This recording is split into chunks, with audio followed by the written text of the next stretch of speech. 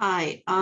Okay, today I had been looking a lot at, well, the Kennedy family as well as the royal families, the European royal families, starting with Queen Victoria. Let me pull. There, you can see this. For the glare, it's not too much. So here, down here, this is Camelot. Let's see if we get that. Sorry, this is not. So anyway, it was Camelot. I was looking at, you got glare there, the UN report on in-depth study on all forms of violence against women. Women are the motor of violence through norms, customs, and gossip. And then looking at this as a perspective of women's studies, because women's studies have been about all sorts of gobbledygook. I mean, the stuff that I've read in terms of ideology, and most of the ideology, like, we're really gonna have to sit down and decipher it. We'll have to go over stuff one by one with these ladies, is the ones who specialize in reproductive rights. It's a whole, I mean, that's just an extremist hornet's nest, because as I keep on saying, the only reason that this is really a hot debate, and really hot debate, is because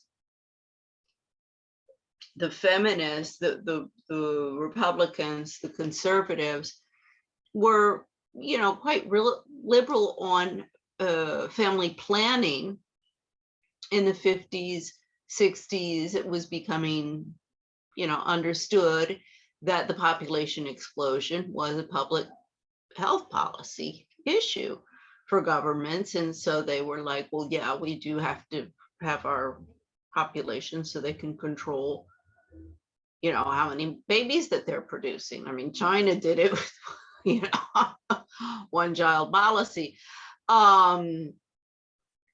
So that's also getting into this extremism. I mean, that, of course, that's communism, but on the left. But as I keep on saying, the left and right are no different. So it was not a hot topic until the feminist movement, the Alpha-Dominance Feminist movement, took over, begun under Betty Friedan in the 1960s. I mean, Ethel Kennedy is part of that. She embraced that like there was no tomorrow, and is part of, one of the major players in the death of the liberal class since the 60s in the United States, which has taken the lead globally, and even you can see the derivative effect within the IMF, the World Bank, the UN, Bretton Woods initiatives, and the international development community. I mean, Ethel Kennedy shouldn't have, definitely not have been considered at the lead, but she was just neck and neck with, I'm going to have to go back into the beginning of the Bretton Woods. I know there was McNamara. I'll have to go back into all of those people. Another, network of the who's who in Washington in the past. I mean, we can go back to the beginning of when it started if everybody wants, because I do go back there and beyond. But for this analysis, I'm just going to the 60s and really the assassination of Bobby and JFK, which also brings in Martin Luther King, but how that really just decapitated any kind of possibility for the civil rights movement to have been a success, as was the design, you know. Again, anybody wants to sit, don't call me crazy. Let's sit on, you know, we can sit on a podium, we can sit there. I mean, I don't want to sit on some freaking podium, because if you really want to have this debate, I prefer first, let's have it in court. But also, you know, I prefer to sit there and I'll be pulling out. Okay, give me, you know, bring me into a room, I'll give me all my books, and then we can sit there till kingdom come, and a month if necessary, and I'll pull out all of the little different evidence of, I'm not making this up. And if all of this stuff was untrue, all these people would have libel suits somewhere along the line. So, you know, I just have to work under the assumption that everything that everybody's publishing these, well, this is where I go, grain of salt. This is where I read this one, I read that one, you know, whether it be, now I'm getting into, you know, historical people in the United States since the 1960s. And some not so historical. Well, let's just say, see, this is what everybody, and the women's studies, I'm seeing a lot of, oh, there was really one that I really want to see, The Favorite. It's about Sarah Churchill and Queen Anne. Rachel Weisz is in that. I really like her. But so there are, and I mean, the internet is just, you know, filled with all sorts of information and documentaries, and again, I'm finding now, you know, on YouTube and Googling that, all sorts of stuff on, you know, the women. There was something on the LGBT queens I was listening to earlier. What was I been listening to? I principally listened to, that was today. I've been moving around listening to stuff, but I principally listened today, or watched today, and that's really what I wanted to cover. It was about Ethel. It was Ethel Kennedy, and it was posted on August 24th, 2015. It's Milner Veronica who posted it on YouTube. And it's obviously it's an interview that Rory, the youngest daughter, did. And I have to say, I mean, Rory as well, her voice, I mean, she reminds me of Carrie. And I think she might be headed down the same Alzheimer. Her voice just, as I said, I really hadn't ever known anything about Carrie. And when I Googled her and watched the first YouTube and heard her voice, I was like, oh my Lord, it sounds like she's, you know, Alzheimer's or something is going on there. And of course, I you know, look into it, and that was it. I mean, I'm not a total expert, but I oh my gosh, I have an ear that, like, one of my favorite was Lucy Herman. She called me up, I think I was in Paris, and she called me up because she would come to Paris. Her first husband was French. They lived in California. He was in the whole Hollywood business production. And they had someplace in France. They were, well, he had a small apartment in Saint Denis, north of Paris. Not a great neighborhood, but he, you know, he had it for a long time, and I can totally understand he wouldn't give up that cheap place when he gave you a pied there when you came to Paris, you know. But they were reforming a house. So anyway, she it just, now I lost my train of thought of where I went on, to Lucy. I guess it'll come back to me. But oh, when Lucy was she called me, and it had been 20 years, and I said, "Oh, hi, Lucy." She said, how did you know that was me?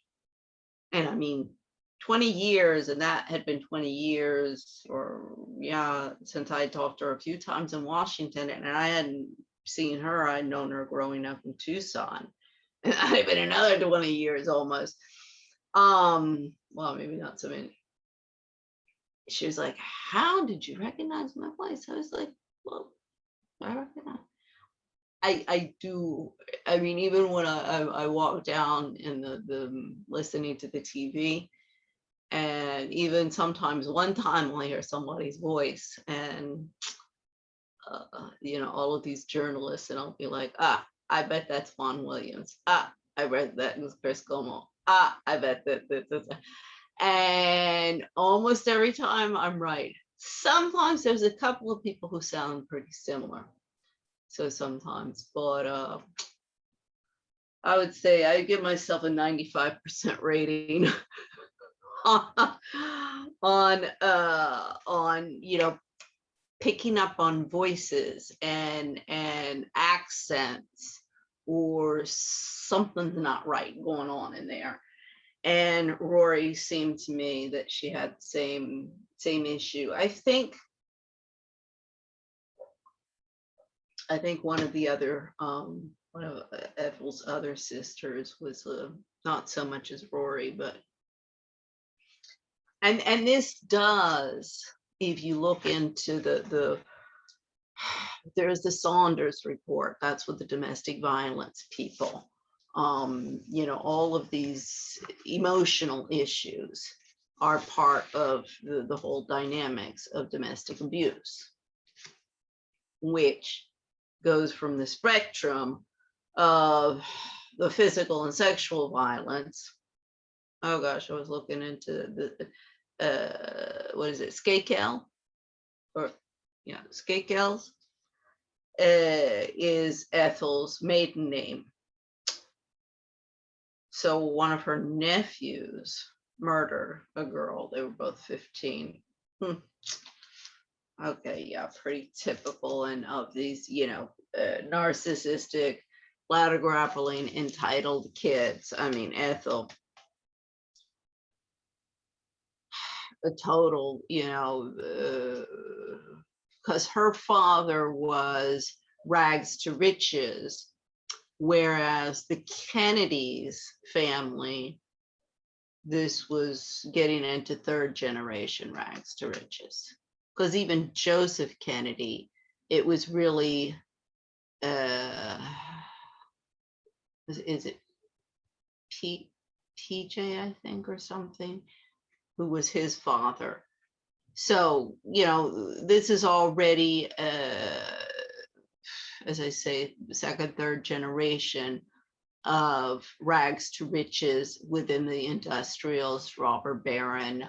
I mean, this is post robber baron. This is going up into World War I, and that's when the PJ, the grandfather, you know, got into politics, and well, really made his money, but was getting into politics as well. That's when he met FDR and got contracts because he was into steel. And yeah, he was a very intelligent guy. I mean, you know, these guys, they saw an opportunity and they took it and made fortunes. I mean, as I say, and you know, if anyone wants to laugh at me or contest this, that's fine, and we can sit down and talk about it and discuss it like intelligent people instead of just children, you know, insulting each other. But if I had stayed in the game, I'd be an extremely wealthy woman right now. I'm not sitting here as a cave dweller. But you know, I would have sold my soul and been very, very unhappy. and you know, maybe drug addict, like, oh, you're popping pills all over the frickin' place. You know, okay, so I opted out of this dysfunctional Machiavellian game that all of the East Coast and West Coast Americans have wanted to play for the past 40 years. Look for a little sanity elsewhere.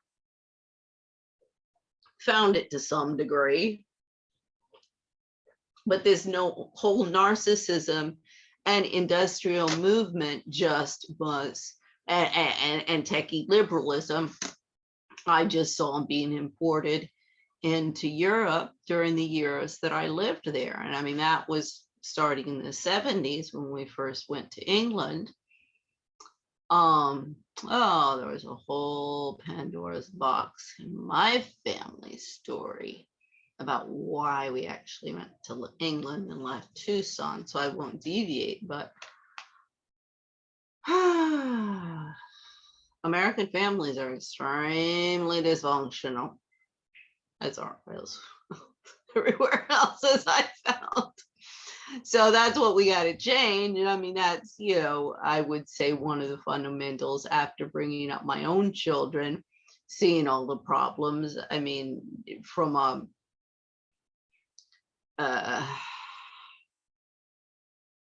how shall I say, getting back to my roots of wanting to get into politics, but, you know, public service when I was young in my teens and being disillusioned, that's the part of global expats. I mean, I'm enough of a practicist, a practical, to realize, well, yes, you want to do stuff in this world, you also need funding, you need money. And if you look for outside funding for your charity work, it's going to come with strings attached, and everybody's got, you know, everybody's in the pocket of either corporate, whatever, yeah, no matter the country, or bureaucratic, stupid government agencies that are I don't even know, they're filled with a few good men because they run them all out of town, like they did with Cuomo. Anybody who's good and competent, they get rid of them. Anybody who's corrupt and incompetent, they promote. I've seen this all over the world. I even had it in my report. It's the one of the original ones about Spain. It's you know, human rights violations against women from an intersectional approach. And I mean, it's a 200-page report, I think. But it goes into a lot of that. I mean, I used the case study of Spain, but I know very well it's not just there. As I say, that's a case. I mean, every place that I do, I'm like, oh, this is just a case study, because go into any country and ditto. They you know, they may juggle the laws around a little bit, but any country who has a supposed democracy, constitution, you know, the 3 branches of government, however they structure it, fundamentally you go in, the laws, they're all copying each other in terms of laws. Nobody's implementing them, and everybody, the lawyers are laughing all the way to the bank, as is the corporate world, as are the warmongering factions within the government agencies and the seat warmers.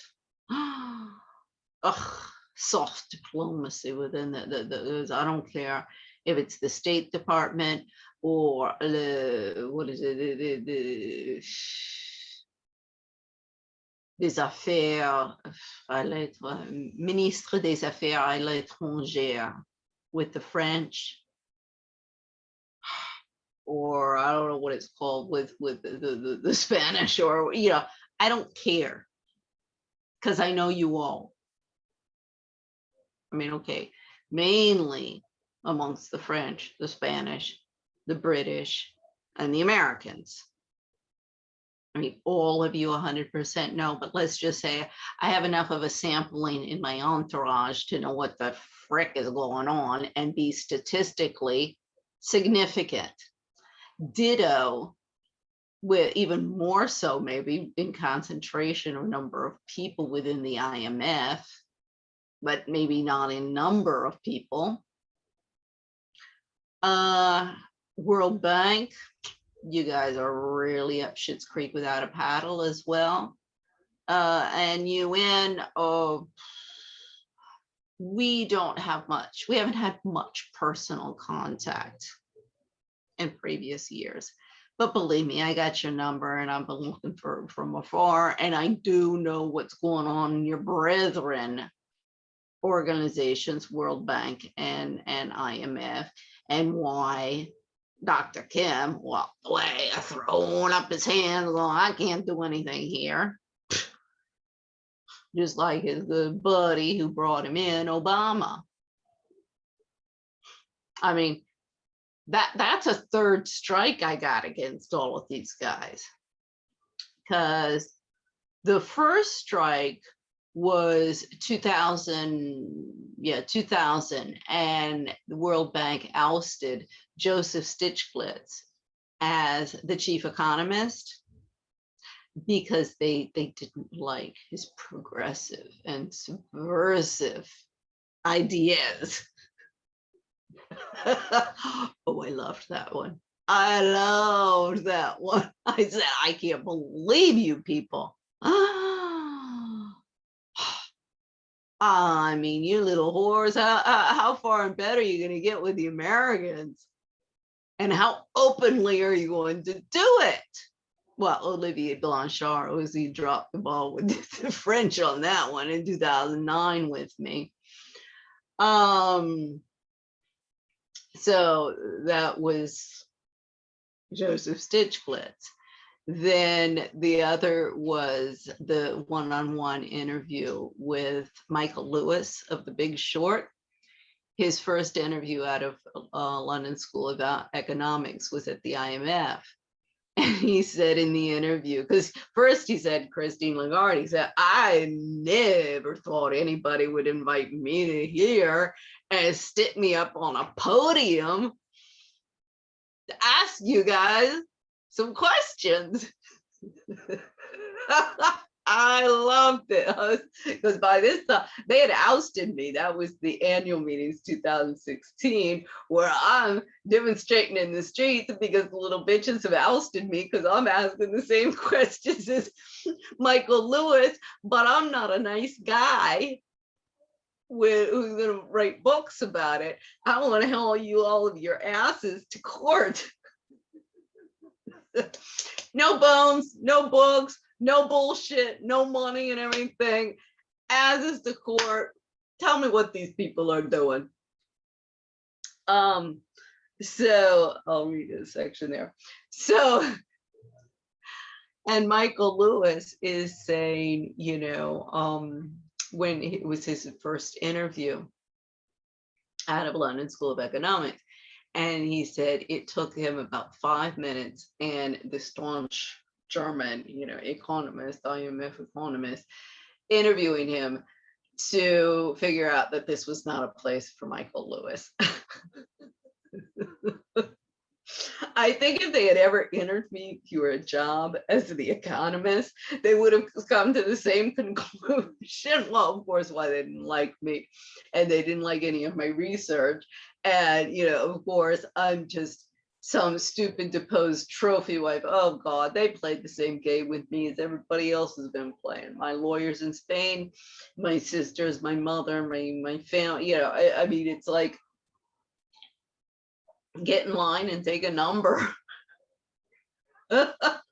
All this crap to me is old hat. You little social climbing bitches, you think that like you're so great because you've been able to you know, follow these rules and grapple up. And I'm like, oh my Lord, little ladies, the ones who social climb. I'm like, see, one of the advantages of being born into that world, is you do see, oh yeah, that one goes up and that goes down, and going up and down and up and down and up and down, that this is not a win-win situation for the majority of the people. And there are a lot of casualties, and you know, even dead and dying out there because of it. And so yeah, I mean, this was the thing with this video, this Ethel, that was Rory had done the documentary. You know, it's a propaganda, and it's to cleanse the Kennedy name and put on a good face. But that family has a lot of skeletons, a lot of dead, and you know, as I say, I was just like the Moxley murder. I was like, oh Lord, this reminds me the way that the women, the you know, the women of the family involved in finding excuses reminds me of King Juan Carlos of Spain when he murdered his brother. Well, killed his brother, shot him dead. When he was 18, the brother was 14, after the brother had won this, I think it was a golf tournament, and came and had gone to tell his older brother. So obviously this was, you know, a jealousy competition thing. Now, I spoke about this in the last thing. I mean, I saw this, well, in my own family, my American family, not even just in my immediate nuclear family, but my cousins and everywhere. This competition, and I gotta win. So let's just say it has a different flavor in the United States that it does in France, or that it does in Spain. You know, even you can group Southern Europe with Northern Europe and show the similarities as well as the different flavors. And then with that, you could subdivide it into, for example, in Southern Europe, you could subdivide it into Spanish, Italian, Greek, Portuguese, and identify different little flavors. But you get the basic recipe of what goes in there, you know, the fundamental.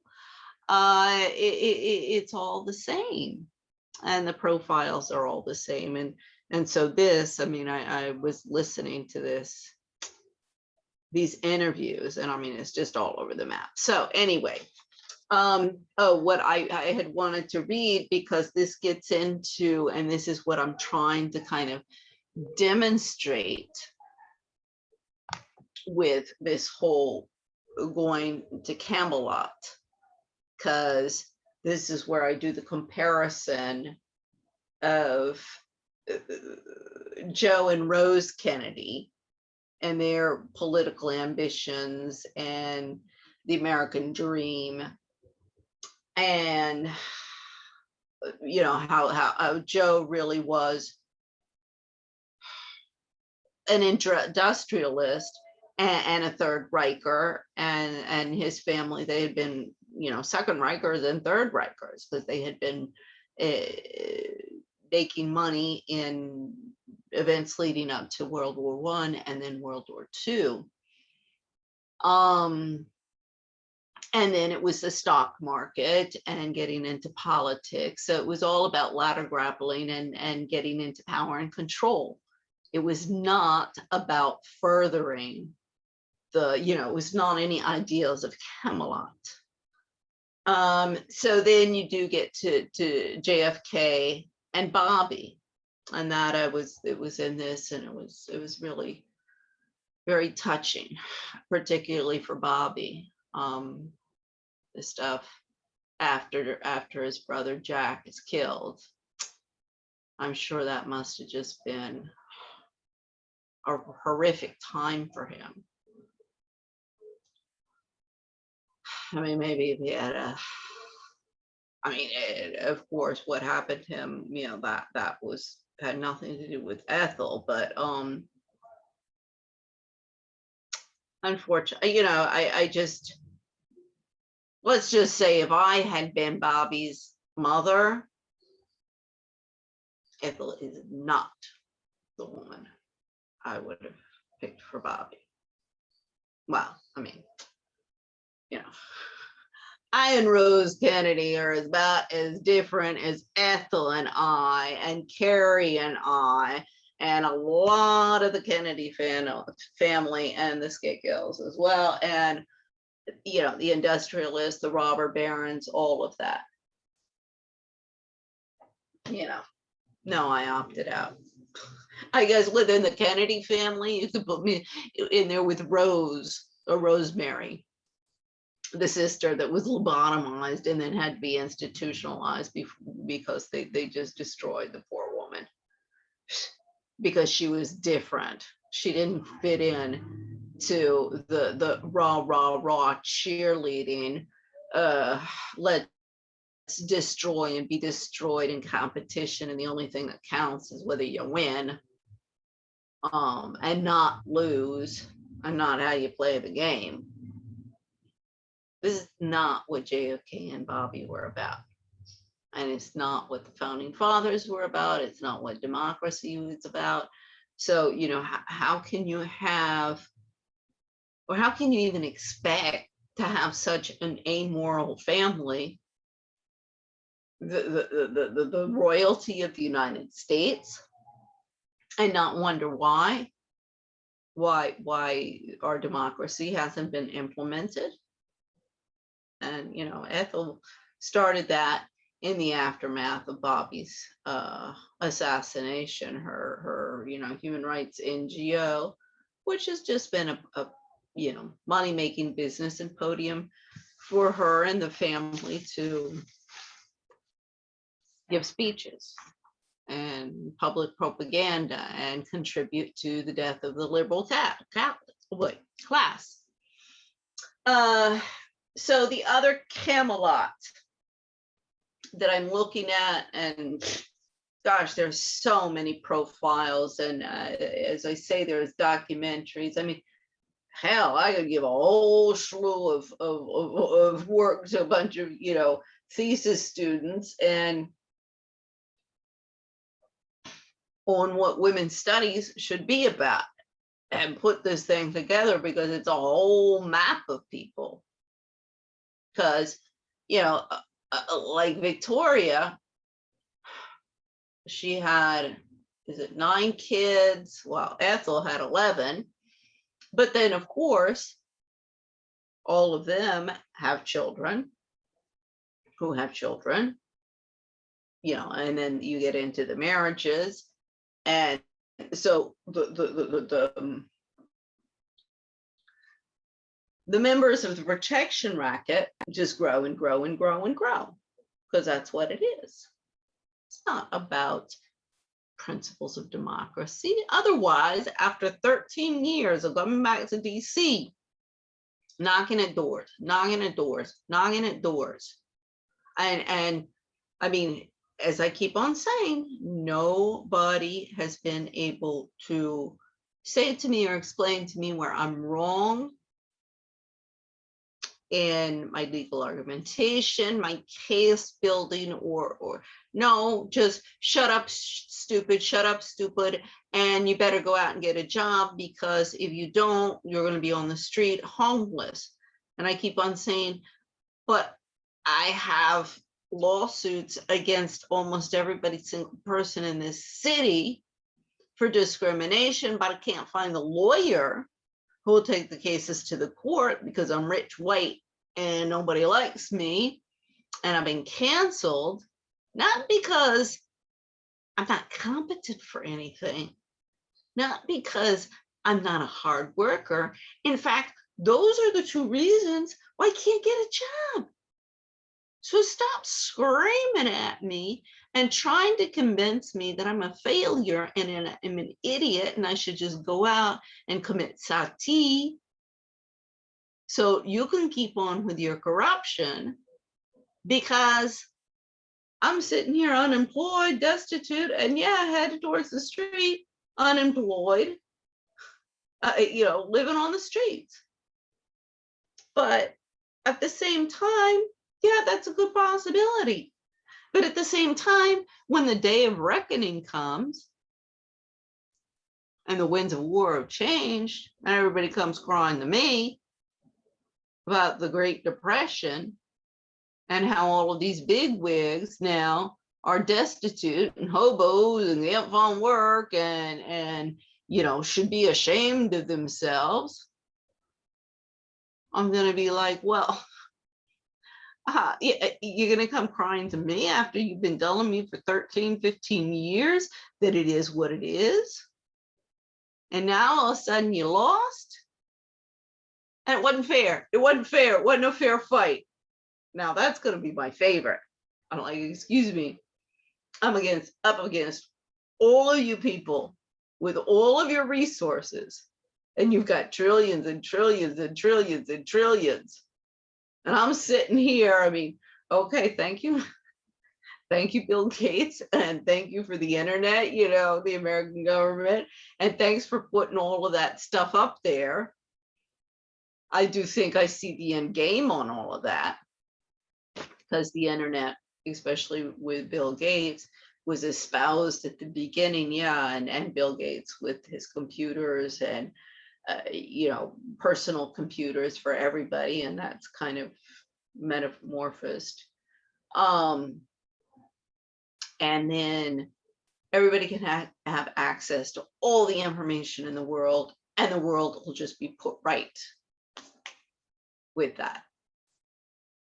Well, I saw that opportunity back in 2005 when I really, found out what the internet was about, and this, I don't have to go to the post office.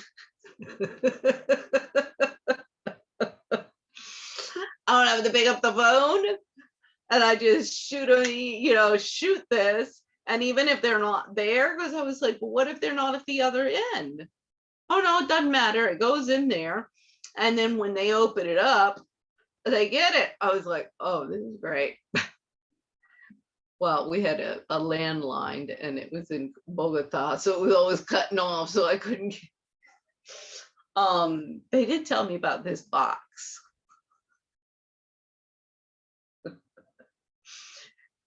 It didn't go through the telephone. So see, this is my introduction. Well, really to computers and Microsoft and the internet. And that was when I was president of Bogota, because I have to go in and read the emails that the other board members were sending me. That's when I found out. And I was like, wow. This is cool. So this little old lady got in very late in the game and very, very, very ignorant when she got into the game. Extremely ignorant compared to you little kids. And I still, I mean, sure, you people can destroy me and, at a drop of a hat with all your technology. But I also see the danger and the possibility and in fact the end game of the eugenics and the Fourth Reichers and the Koch brothers. You get, they're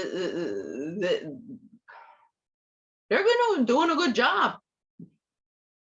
They 5 stars, because you get everybody totally dependent on technology and communications of all of this stuff, which we are. Nobody has landlines anymore. Everybody's totally addicted to this stuff and totally dependent on it. Now, you get into a situation where you get a rise of a military dictatorship and an authoritarian government, oh no, we got to shut it down. China does that.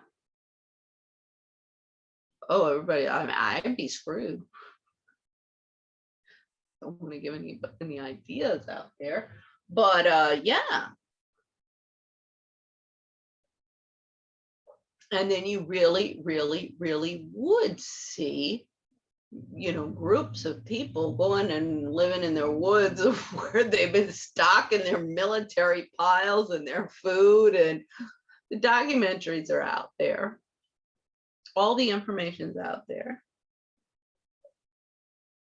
It's just a shame everybody in Washington is too busy schmoozing and cruising, either within the American government, Homeland Security, and all of these, CIA and everything. They're just too busy spying on everybody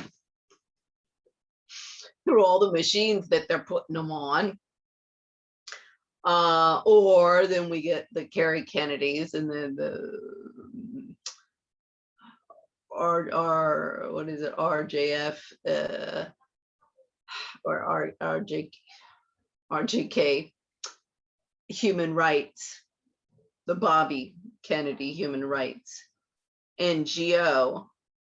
Sorry, it's already getting, well, it's not that late. I guess I've been watching all of this stuff all day long. So very interesting. And as I say, I'm just scratching the surface with this. But okay, so Ethel Kennedy, she's from the Scaicales,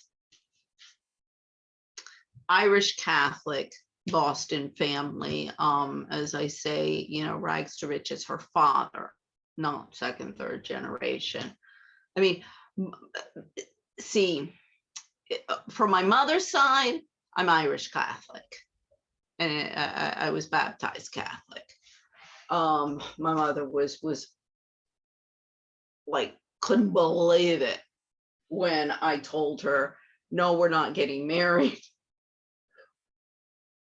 Well, in the church, we just had a civil ceremony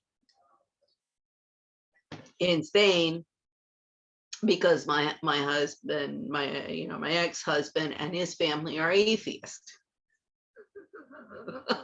Because my mother had sent me, without even asking me, she sends me a copy of my baptism. And I said, Mom, no, we're just having a civil, I mean, if my parents have been there, I mean, from particularly my father, even though he's, not Catholic, he's from I mean, I don't even know what, like, his parents, it's Protestant. I mean, I know with Wilcox, it got back to Puritan, but after that, I mean, anytime we went to the church, it was always Catholic. And I mean, for my father, it was not I mean, that's also what I saw with the Puritan movement, the Calvin, the Northern European backlashes to the Roman Catholic Church, of this, I don't have to be in some building and having some guy tell me something to be communing with God and understand all of that. So I would say that for me, that was one of the big differences between those two branches of Christianity. And the Catholics, I mean, I just see the hypocrisy of my mother. Ethel, I think she was saying that she was also looking to become a nun or something. My mom was going to become a nun, apparently the story goes, before, although she did date some people. So I don't, who knows what's going on there. I mean, Ethel, I even Googled, because after Bobby died, that was like, never again. Now, I think it was more of a control freak type thing. because then she totally controls her kids. Then she can cash in on Bobby's name and his death, because it's pretty obvious that real social climber, and saw her opportunity,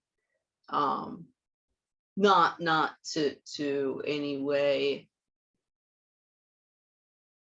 denigrate, like everybody does to me, the pain that she or Jackie went through when their husbands were assassinated. I mean, I think everybody here is narcissistic and even psychopathic, and everything's about interest. However, that still does, these are extremely traumatic events that, of course, is going to have a traumatic effect on anybody. Whether it be the poor guys in Vietnam, the post-traumatic stress, whether your war zone be in a foreign country with guns and weapons that the Americans want you to, go and shoot people with, or whether it be within the family, it is traumatic.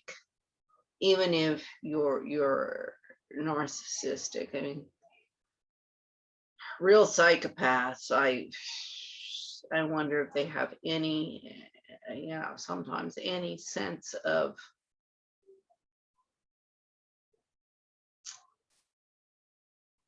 empathy or compassion for anybody else, whether they can even actually feel that. I mean, as I say, I guess I would defer to studies and what the experts might have exposed there, but definitely the narcissists, while it's all about themselves, there is enough when there's these traumatic experiences, when it happens to them, when the trauma happens to them,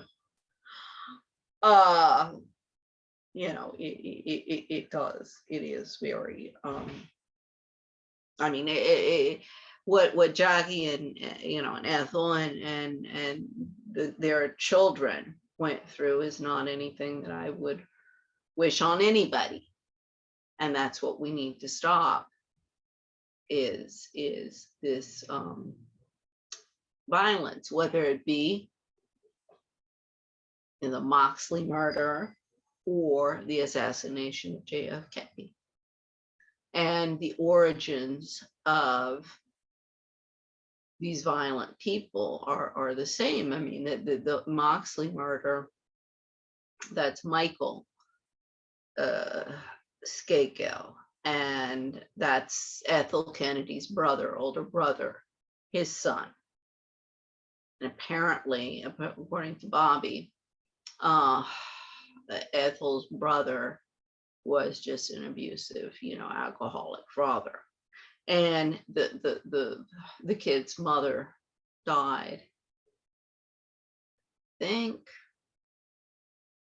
it was cancer, but he died. She died when he was young. So of course, this is not a supportive family. And when the members go through these things, this kid, his mother dies, his father's an alcoholic and abusive, and everybody in the family is too busy grappling up the ladder of success to care. It has a domino effect. So, gosh, I've already gone on for an hour. I still have a lot of stuff to look at, and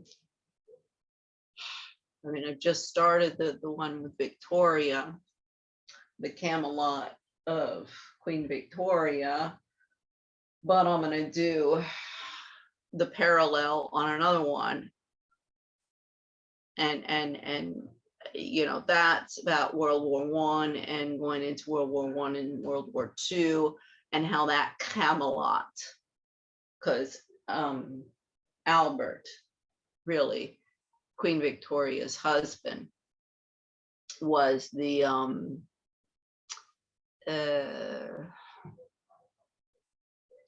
one with the vision of a more liberal and progressive government. So he was on the right road, right path. Maybe if he had been king instead of being Victoria Queen, and then of course when he died, this also I had seen, when he died, that's kind of when the British Empire really took a very oppressive and predatory turn, rather than the trading partner, imperfect, but trading partner that they had previously been, and really into a much more exploitive and predatory empire.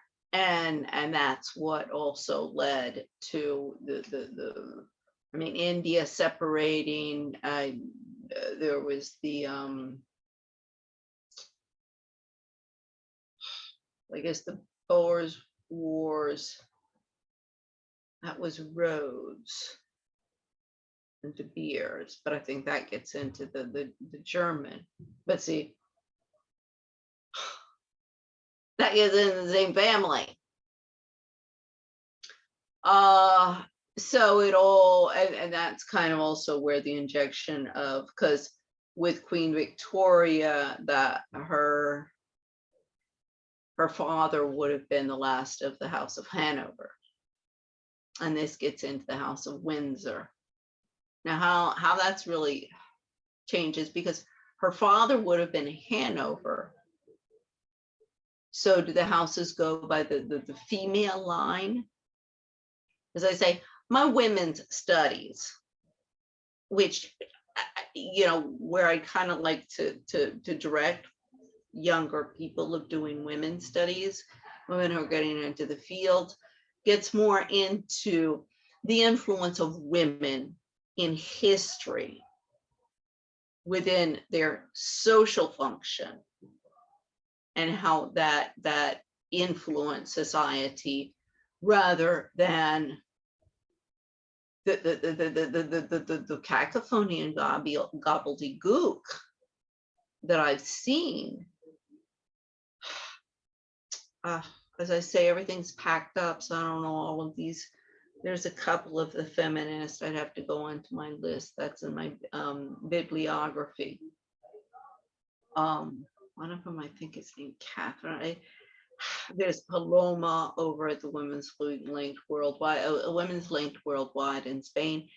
All of them are this reproductive rights feminist. I don't want to be, like biased, but I put my hand on fire that at least 80% of all of these little ladies are lesbians.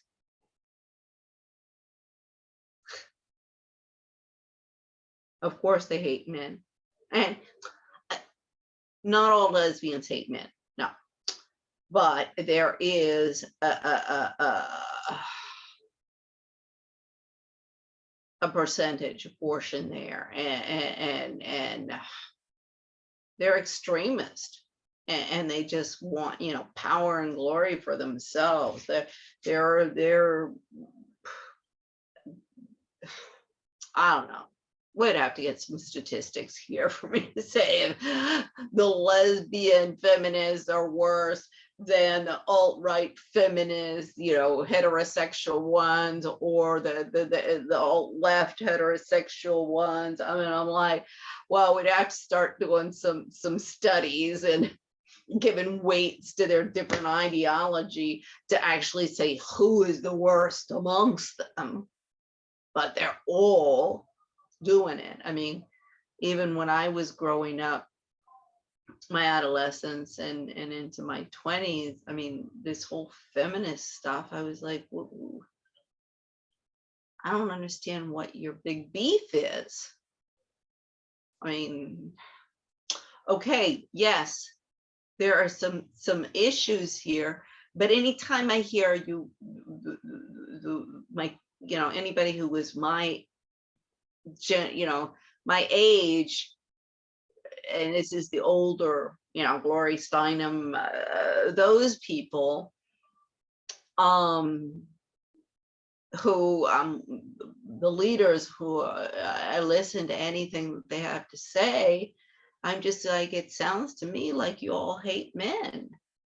And I've never had, as I say, I didn't have any problems in the 70s and 80s finding a job.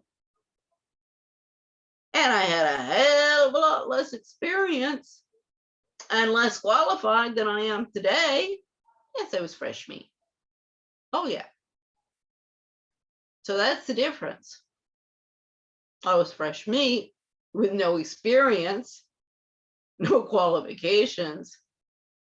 But, wow, they're not going to give me, but at least I could get a minimum wage job, no problem. Nowadays, I can't even get that.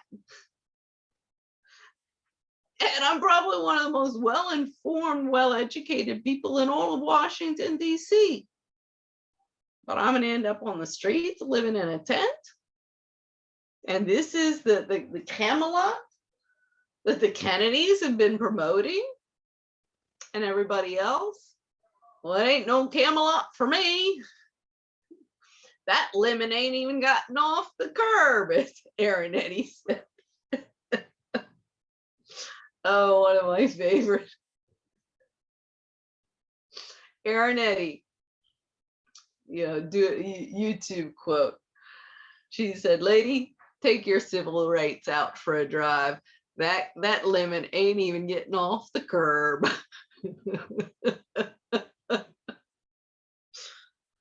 See, Carrie Kennedy and Ethel Kennedy and all of you others. There are some people who know the truth, and of course, why none of you want to give us a voice, because then if we get on a podium, we're going to be raining on your little parade and your little Camelot. As I say, this is opening up a whole new Pandora's box on my research. Now, my thing is also, I got a little envelope from my landlord this morning. I'm like, I don't know when they're going to lift but as soon as they can slap a eviction thing on me, and my money's running out. I don't know, God, I guess, is always provided. In the past, I guess I'll just have to put my faith there. So I'm like, oh God, I gotta hurry and get all of this done before they, although now I have experience within the court systems, getting a little experience here. So now I know better to go in without a lawyer. At least you got somebody with a brain and on your side. And takes them a long time. Now, of course, when you're in a domestic violence case and the other person might kill you, that can be lethal. Flip side for me this time is, okay, buddy, go ahead. By the time you get me into court, there'll be no money there.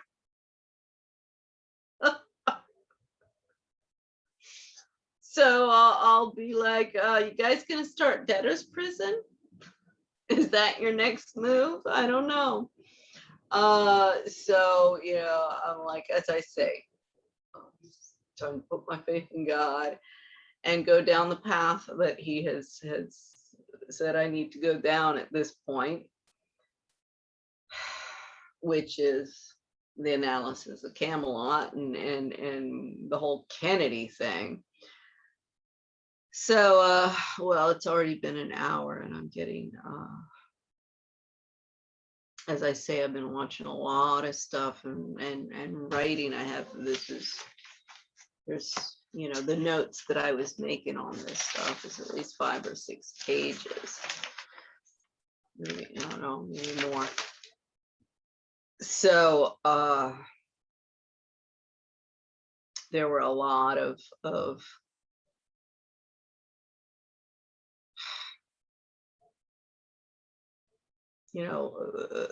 things. I mean, real quick. So she's talking, she obviously wasn't a good student. She used to look at the race stuff. This is Ethel Kennedy. Who was going to win the races. If she said, oh, if I got tested with that, I would have been better at school. She was obviously a real social climber.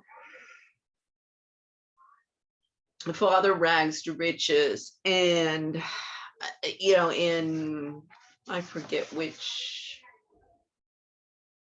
but put into good Boston prep schools. And I mean, even if it was within the Catholic community, which is not the old guard, kind of, I guess, what was referred to Knickerbockers, which I think actually the Skakels,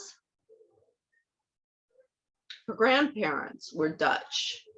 So they might have been considered Knickerbockers, real Knickerbockers, because I kind of used that to also include the old colonialists, which were the Puritans and the Quakers, which I haven't yet found a word, because I've seen that used, but it not, as I say, that was the Knickerbockers were more the Dutch, but the Knickerbockers were part of that, and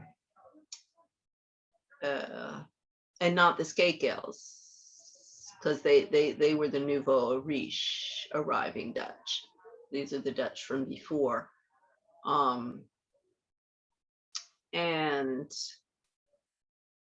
that were amongst that old guard of these crass party hardy people that came with the robber barons, the Gilded Age, the industrialists, and which the Civil War was just between the industrialist and the agrarian, and not about slavery. So, see this family, but but see, Ethel Kennedy's brothers were wild, the party hardy, good old boys of the North, but same difference, as were the Kennedy good old boys, and even, I mean, come on, Jfk and Bobby and the womenizing. I mean, in this, they were saying that after JFK won and entered the White House, they went and they're running around and sliding down banisters and jumping in the pool and really celebrating that they won the prize. So she definitely wasn't a good student. Oh, and then there's this episode about the Merit book. And that, she just was, I always remember some of these girls at school, Foxcroft, really. I was like, God, you guys, what? You're such a rebel without a cause. I mean, if I'm gonna call attention to myself and rebel, it's gonna be for some principle, not just to buck the system and rebel and call attention to myself and go screw you. I'm like, well, I was like, I don't understand the interest. And I don't understand like the mindset or anything, because I'm like, no, you know, these are your rules. I mean, when I was an adolescent, my early 20s, it was like, well, yeah, as long as we don't get caught. I mean, on some stuff, you do want that amongst your young. You want them to be challenging and being like, yeah, sure, okay. To some extent, none of it's going out and just getting roaring drunk, and you know, that's not what I'm talking about, but challenging the status quo and challenging the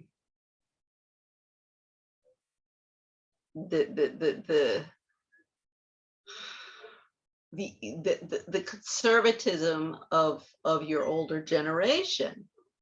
For example, you know, going out and getting drunk and all. I mean, if you do not, if you allow your children to grow up and you allow populations, again, I've talked about this, I was glad my kids didn't grow up in the United States and with this dysfunctional attitude towards alcohol. So, you know, you didn't used to, now you're starting to see it. But, you know, in Europe, there's been a healthy attitude towards the consumption of wine, beer, even, you know, cognac digestives, or even appreciation of the harder alcohols, which are mainly digestives. Going trying to get as drunk as you freaking can and even kill yourself sometimes. And that's a residual thing from Prohibition, which is pretty much where the Kennedy family money came. So this Ethel, they were supposed to go, you know, she was just a real, I'm going to show you my dad's rich and I can do whatever I want. And they were supposed to go to some Harvard-Yale game, and they had racked up, she and her friends had racked up too many demerits, and so they weren't allowed to go. So they took the book and they threw it down the incinerator and went to the game anyway. Well, if her father hadn't had money, she would have been expelled probably for something like that. Apparently when she first saw Bobby Kennedy, well, also her roommate was Jean, was Bobby's older sister. And I was like, oh, this is one for my brother. So they had been like conspiring, and Jean had set that up. But Bobby had already had his eye on Pat, Ethel's sister. Now, Ethel didn't like that. She refers to that as like a dark period, the 2 years that Bobby and Pat were dating, but then Bobby went to Palestine. And so, I don't know, Pat fell in love with this. So, Luan Cuff, something Cuff. They have one son. He's, because that guy, he was a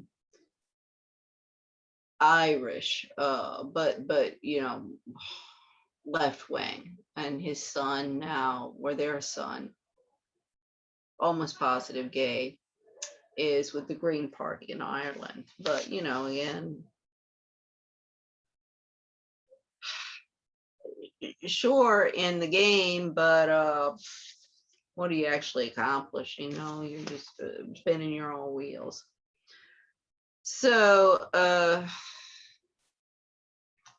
you know, apparently Bobby and Ethel's wedding was, you know, it was all pomp and circumstance.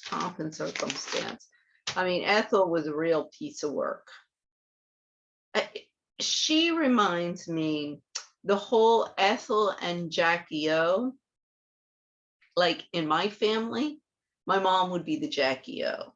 And in fact, she had the hair like that, and was very had to be always stylish, and I mean, she wasn't from she was because my grandfather, he was Irish Catholic, but also there was French. My mom's named Scallon, but he had to learn English to go to school when he was a young child.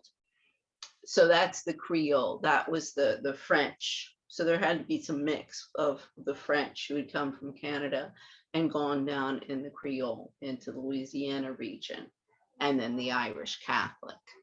But that would be from his side of the family, because if he's speaking French when he's young, his mom's probably Creole, whereas his dad would have been Irish Catholic, and probably why he was violent. Come from his father. I mean, I don't know the family history there enough to, of course, there's no books written about all of that stuff.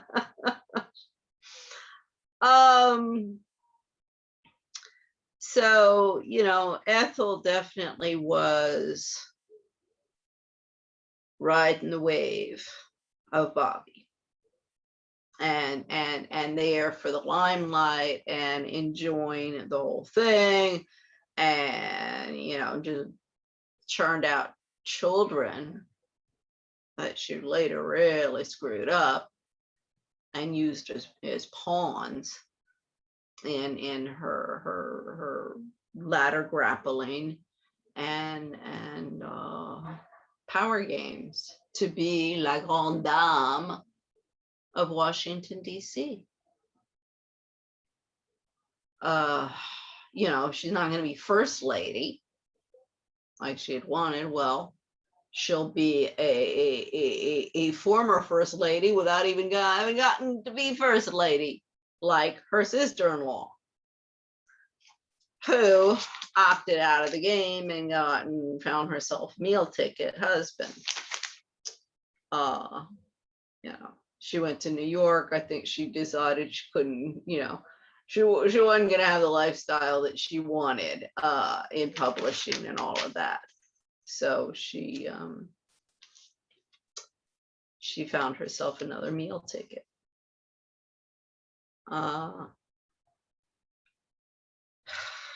So what's funny also about Bobby is he was on the Labor Rackets Committee, which is basically RICO, and going after Jimmy Hoffa, and I guess at the time, Bobby was really, concerned. Well, Bobby and Ethel were very, very concerned about the children. And was it? I forget who in the interview was saying how they had to go to the principal's office and couldn't go, couldn't leave the school because they would have to be picked up. Well, my kids, I'd pick them up with bodyguard and everybody else in Bogota all the time because of all of the security problems that all of the game players in Washington have been creating for the rest of the world for decades. So,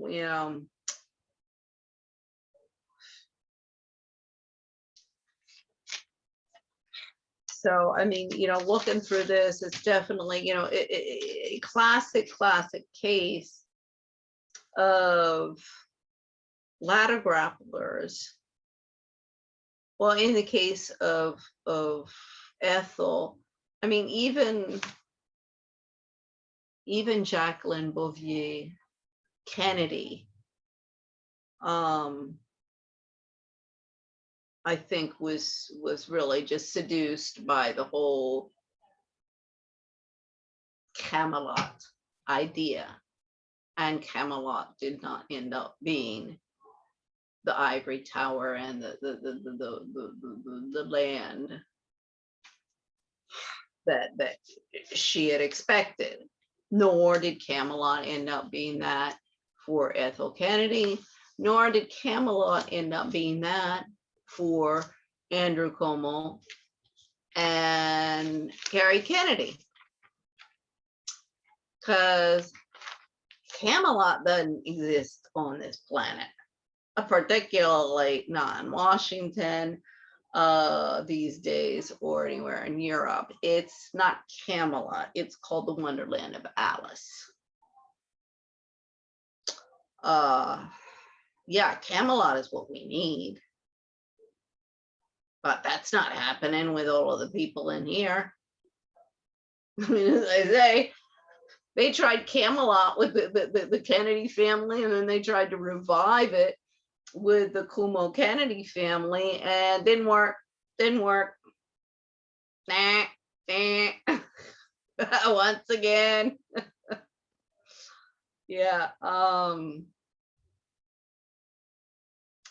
So I had already said, you know, when I was watching the stuff, Bobby, after his brother was killed, it was very sad and very touching, and my heart really went out to the man, because I think he really did go through a true soul searching, which I can imagine anybody in that position. You know, your brother's has been killed. If you continue with a political career, you could very well end up assassinated as well. Because I don't think Bobby was naive enough to believe that it was totally an isolated incident. I don't think so. Ethel, yeah, probably. She'd drink the Kool-Aid of whoever's passing it out. Just like her kids and just like everybody else in the Kennedy family. But the whitewashing of Ethel Kennedy by this interview with Rory, I was like, come on, Rory. All you're doing is producing more and more propaganda, which is, you know, death of the liberal class, which I know you're going to say, well, we're not Fourth Reichers. Yes, you are, because you're extremists on the left. But what the extremists on the left want is supremacy for the blacks, the browns, the LGBT, the yellows, or the feminists. Whereas on the right, it's the whites. So yeah, you're all fascists, Fourth Reichers. Because if, you know, the left wasn't so extreme, then the right wouldn't be able to go out there. If the left was spending more time on attacking the issues and discussing the issues and attacking the extreme of the right, instead of reinforcing their own extremist rhetoric and ideologies, then the right wouldn't be taken over and winning the game.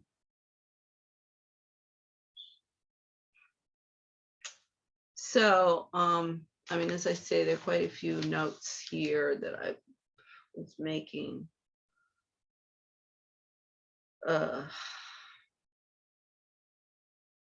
So yeah, I mean, the Kennedy family, starting with Joe,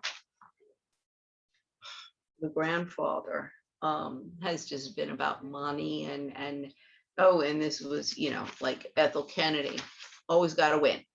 Oh, that was a theme that came up.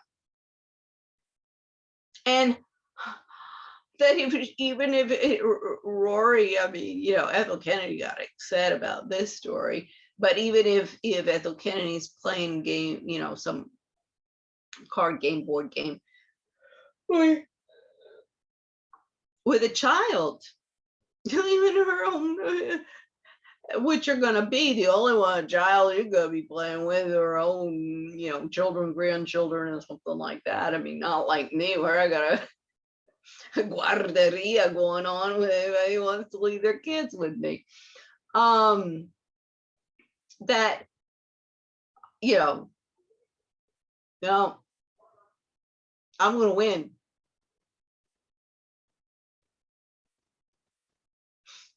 It's like, come on, lady.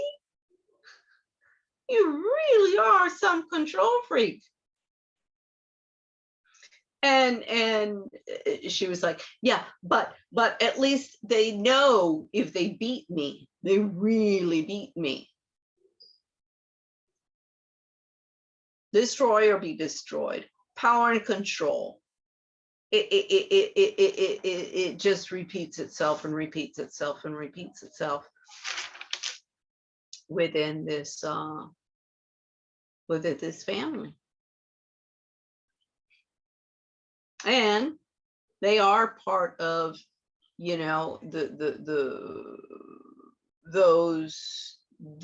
creators, if you will, and propagators of the cancel culture, which is canceled the minority, the Italian minority, Andrew Cuomo. Why? Because he showed competence, diligence, integrity, and that threatened everybody. So see, with the Cuomo case, they go after their little buddies from before, the minorities, with as much vigor and as much, you know, viciousness as they do with the white woman, the privileged white woman, who is supposed to be the common enemy. But see, now I got Cuomo and come on over here, little buddy. We got another seat with the canceled people of society. And the more and more these guys play, the more and more our seats will fill up, you guys. Excuse me. So, which team are you on? Is it a friend or a foe? Destroy or be destroyed? Yeah, that paradigm hasn't been working for a real long time. So I don't know, I guess if we don't change it, we'll self-destruct. All to protect a bunch of narcissistic, dumb bimbos who want to sit around and chew the fat with a bunch of idiot SOBs. Bottom line. So, okay, that's what, you know, I'm starting to look on now. So I guess this I'll be calling Camelot Revisited throughout the ages. So okay, have a nice evening. Oh, I don't have one.